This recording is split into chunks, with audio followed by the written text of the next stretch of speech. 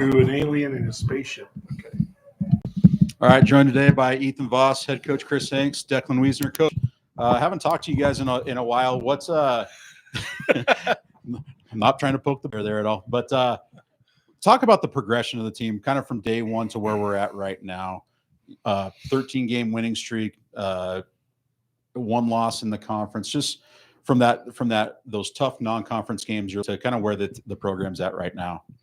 Well, obviously it's warmed up a little bit, and that helps. But the guys have warmed up. Guys have fallen into slots. We're getting closer to figuring out what the combinations are. We're getting closer on the mound, too. We're starting to figure that out. I think the pitching's been really good all year. And we played good defense. And if we can keep those two things going, we have a shot. But I'm pleased with where we're at right now. Not satisfied, but pleased. And Ethan, for you, talk about the pitching staff kind of as a whole, more or less. Seems like you guys run out arm after arm after arm in any situation. Nobody has to throw extended number of pitches. I don't think there may be once this year where somebody's gotten to 100 pitches. Just talk about that depth. Yeah, the depth is really cool to see this year. It's definitely one of our strengths as a team, and it's really fun to have so many guys in the bullpen. And it's pretty demoralizing to other teams too, especially on that Sunday where some of those other teams are rolling out some of the guys they don't throw sometimes, and we're just rolling out Andrew Poe, who's throwing 98, and some of those guys that just throwing fuzz. So it's pretty cool to see. And Declan, for you, you get to see that from a completely different point of view with the pitching. For those that don't understand, talk about how you handle the pitching staff. You're the guy that catches you've caught almost 90% of the games, I believe. And just talk about that staff from your point of view. Yeah, there's definitely no short of talent on the staff. But each guy's a little bit different on how you motivate them and how you talk to them. Some guys you need to get in their face a little bit. Some guys you need to give them a tap on the butt. But it's just about knowing these guys, and a lot of them I've been with for so many years. So it's really easy to kind of know what each guy needs, and it's always a little bit different. So. And then transitioning to the offensive side, RMAC Player of the Week. After hitting 700 against Adam State, just talk about your performance this weekend. What were you seeing at the plate? Looks like things are starting to peak up for you at the plate. Yeah, just nothing's really changed. Really, just still bought into the process, and each week we kind of reset the swings and just dial some things in. And I was able to get a lot of good pitches to hit this weekend, and took advantage of most of them. So. And then, Coach, you got a UCCS team that's really, really good at home this weekend on the road. What do you know about them, and what are you expecting? Well, I think they're a good club, and I think they're better than even their record peers. And they don't have a bad record, but I think they're even better than that. So, as you mentioned, they play well at home. They've always played us tough there.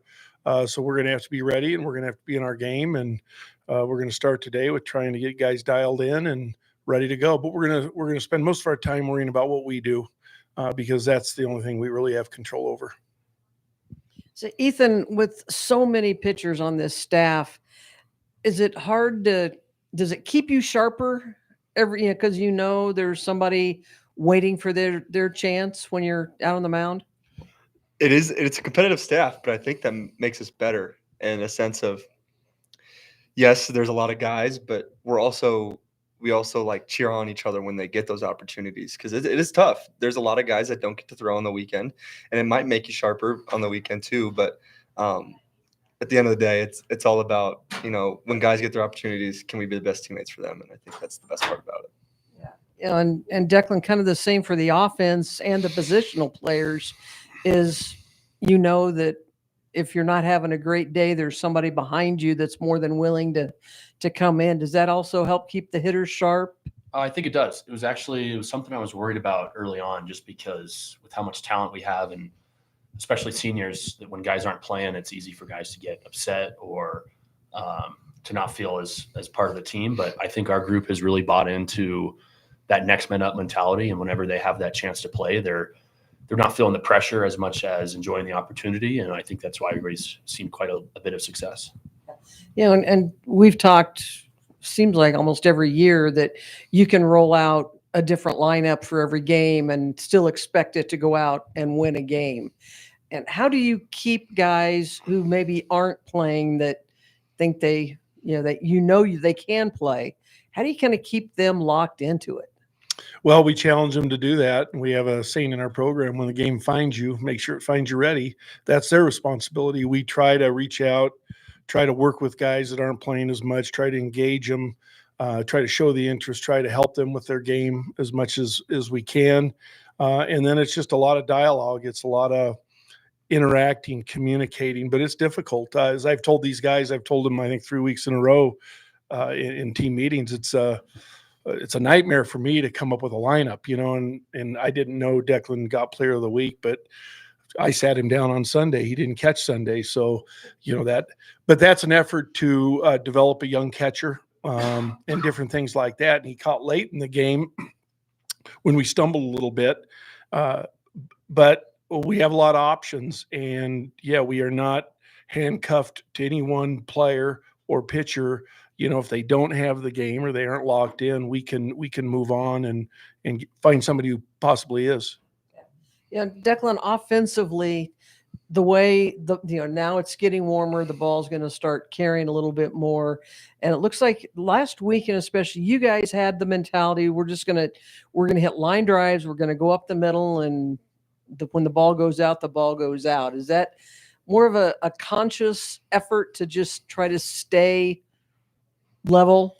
Yeah, super conscious effort. It's especially, like you said, in our conference with the altitude, it's really easy to fall in love with the long ball. But we have much bigger goals that go beyond the conference and beyond the altitude baseball. So if we want to win some of those big games at the end of the year down at sea level, we got to really buy into the line drive, the small ball approach. And like you said, the home runs still come when we stay with those nice short flat swings, but it's definitely a conscious effort to stay on top of the ball and not get too in love with that home run. Yeah. And Ethan, for the pitching staff, everybody knows how the ball flies in this state and at these ballparks. What do you guys have to do to kind of counteract some of the ballparks you're going to be going to where the ball really is going to fly? Well, yeah. I mean, as a pitching staff, we know the ball is going to fly. But at the same time, we're trying to limit that. And we're going to give them our best shot, throw our best stuff. And I think with the staff that we got, I think our stuff's pretty overpowering. And so I think that we'll just keep hitters at bay. You have that center fielder who does those catches that Paul does some pretty cool things. nobody realized he got that. Yeah. Now, Coach, Patty kind of alluded to where you can put so many different things in the lineup, but at the DH spot, how nice is it knowing, especially you got a guy who, even if he's not playing defense, you have like 5 other guys that can go out and really make a big impact. How nice is it that you kind of have that security blanket? Well, are you talking about the DH slot? Mm-hmm. Yeah, we're going to draw straws to see who plays because I can't figure that one out now with Nunez back, and we'll get Nunez back in the outfield a little bit. But as I told him, I told him the other day we're going to dip his toe in the water. We lost him first game of the year and TJ Ream early on, and we had to adapt. And we went on a tough road trip. Our team did adapt. Guys stepped up, and now those guys return. That only strengthens us. But there's a process to getting them going again and back in there. But it's a luxury. It's just difficult to know who to play on any given day. Then also talking about developing some of the young guys, is it really also comforting for you to know that you've had your starters go out, get you really big leads, that it seems like everybody's getting at bats every single game? Well, the pressure gets off me on lineups and playing guys a little bit when we do have those opportunities to run a lot of hitters through, get guys at bats and get, pitchers innings because it's hard to go a long period of time without playing. And when those opportunities, come about, it's nice to get guys in. It's nice to see new guys play too. All right, best question of the day, question of the week. This week's question is, what is your biggest pet peeve, and kind of where does that come from? I know everyone's got them. When people chew with their mouth open when they're eating with their mouth open and just smacking on their food, I think that's my biggest pet peeve. I would say slow drivers in the left lane or people that don't know how to merge onto the highway. It drives me insane. Drivers that don't understand at this day and age that you can go right on red. That's not a good one. It's not where I thought you were going to go. Well, Where'd you think I was going to go? I wasn't thinking that. Well, let's think about this for a second. Well, he got on the car thing that jogged my memory. Hitting a fly ground ball when we need a fly ball. All right, bases loaded, nobody out. Hit a dang fly ball. Don't hit into a double play. Mic drop. All right, thank you, and good luck this weekend, Coach. Thank you.